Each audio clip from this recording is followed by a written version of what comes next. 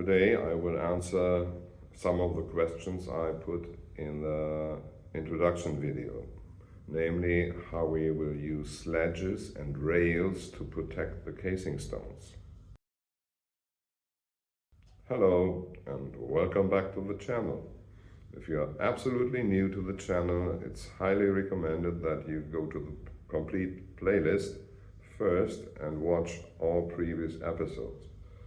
Otherwise, you may have a hard time to fully understand the content of this episode. Now, let's get to the questions I asked in the introduction video.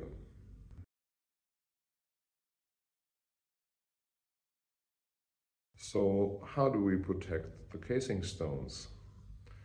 The widely accepted answer is, you guessed it, sledges.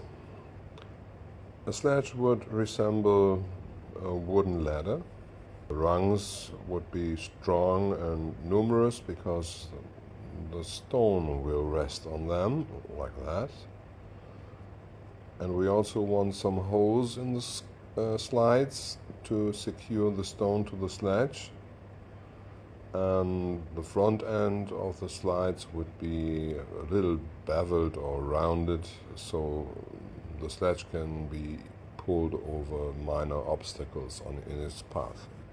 With the sledges, our traveling stone will no longer touch the surface of the casing stones directly. That's good, but not good enough. We have to consider that the average casing stone of the bottom layer will have 15,000 sledges pulled over it. Those sledges would certainly leave a mark, and we definitely don't want that.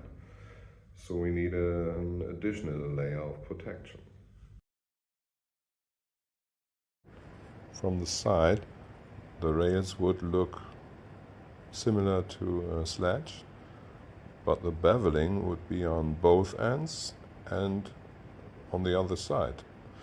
So we can get a smooth transition when we stick those rails together, as you will see in a minute.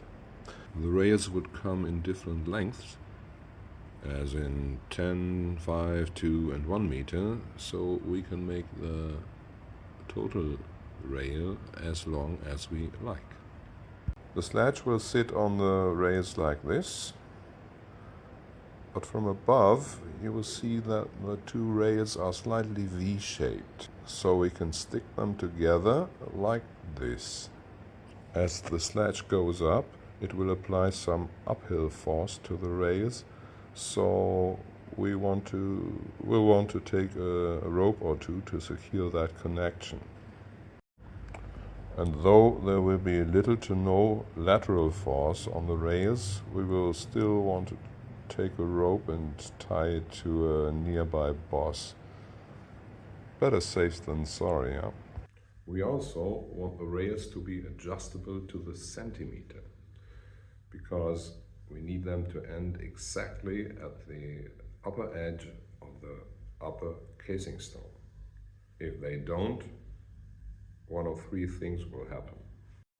If the rail is too short, the sledge might scratch the edge of the casing stone. But as you can see from the drawing, precise to the centimeter is a little bit exaggerated, but they could do it if they needed to.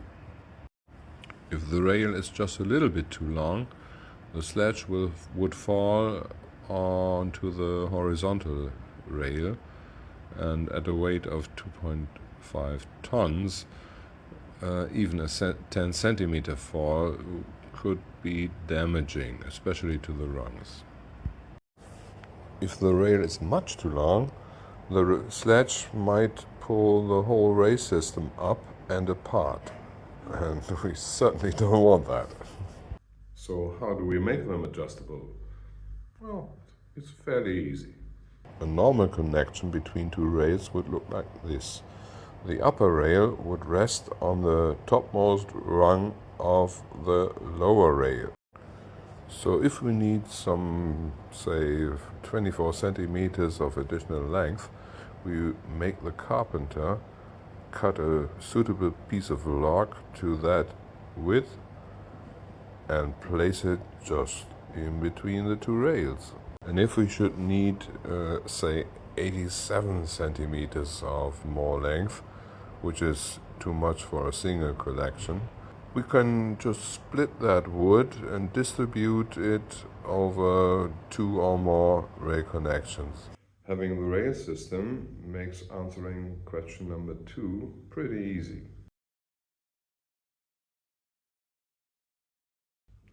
We just use the rails also for the horizontal part of the journey.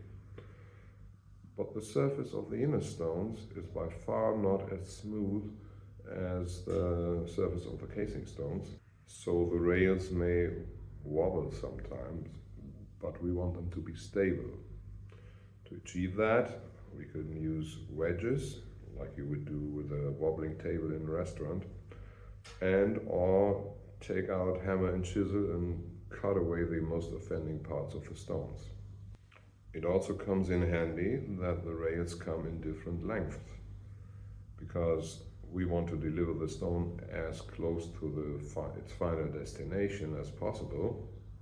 While we are building our strip of the layer, the rail has to become shorter and shorter, so we have to take out some rails and we will store them on the part of the layer that is already built. That has the advantage that when we get to the next layer, the rails will already be there.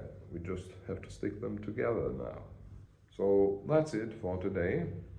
As always, like, share and subscribe, and see you in the next one.